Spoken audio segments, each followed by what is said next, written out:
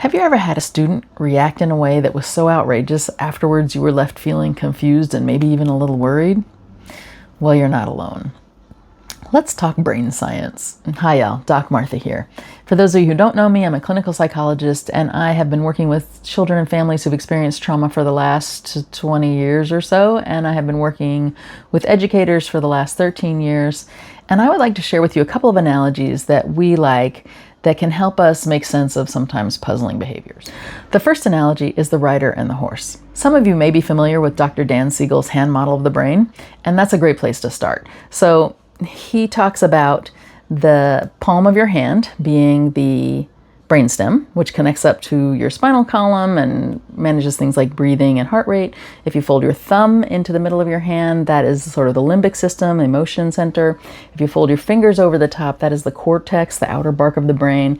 Where your fingernails are, that's the prefrontal cortex. And he talks about flipping your lid, right? Having moments where in that outer bark, that cortex part of the brain is not available. We talk about the rider off the horse, and I like it a little bit better. I love Dan Siegel. I like it a little bit better though, because when you imagine a horse who's bucked off its rider, it's a lot easier to remember that that is not a conscious behavior. So how are these things related?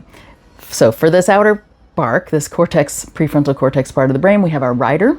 The rider sits up high, can see for long distances, can decide based on information and logic, like, oh, that looks like a bad scene over there, I'm not going to go that way.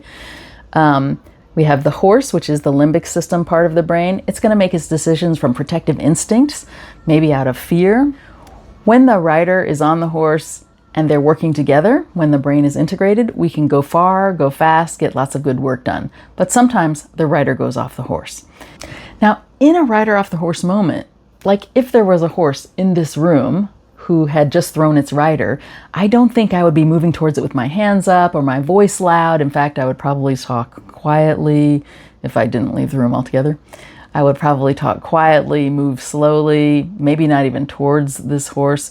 And similarly, when we think about people who are having a rider off the horse moment, generally a lot of words and sticker charts and all the best tools that teachers have in their pockets are likely to not be effective.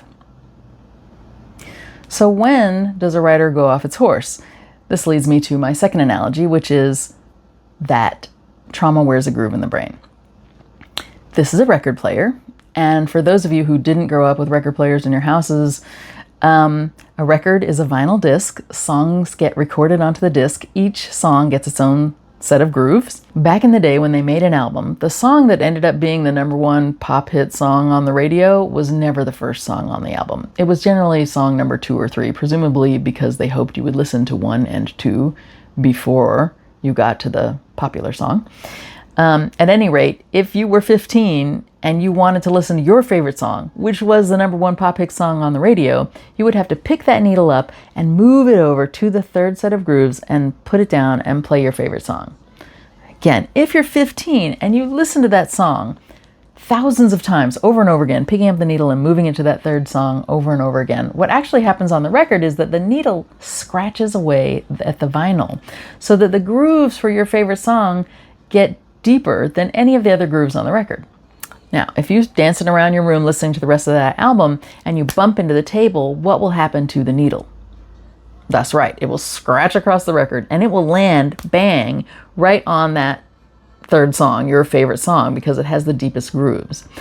This is super cool if that's your favorite pop hit song on the radio. It's not so cool if that song is the fear song. When people live in chaotic circumstances, when children grow up in neighborhoods that aren't safe or in homes that don't feel safe or in a world that doesn't feel safe, then the deepest groove on their record may end up being the fear song instead of the compassion song or the I can do it song or my people are here for me song. A few years ago, post shelter in place, I was doing a talk with some 6th graders and we were talking about worries, anxiety, and I asked them what their #1 worry was. And multiple children told me that their #1 worry was death, which is kind of scary. But I say that because I want us to remember that when we're talking about the impact of trauma, we're not talking about those people over there. We're talking about all of us. We are all in this together. Ending up in the fear song, getting stuck like that, is a trauma response. Now, I know that some people call that triggered, being triggered, getting triggered. I'm trying to move away from the word trigger because it's violent, but it is a response to something that maybe the rest of us cannot see. A trauma reminder is something that puts us in the there and then instead of the here and now. When we think back to that child who had that outrageous reaction, it's possible that there was a trauma reminder in the room that the teacher didn't know about. Now, it's not possible for us to know what all the trauma reminders might be for anyone in a school building, but there are ways for us to reduce common trauma reminders.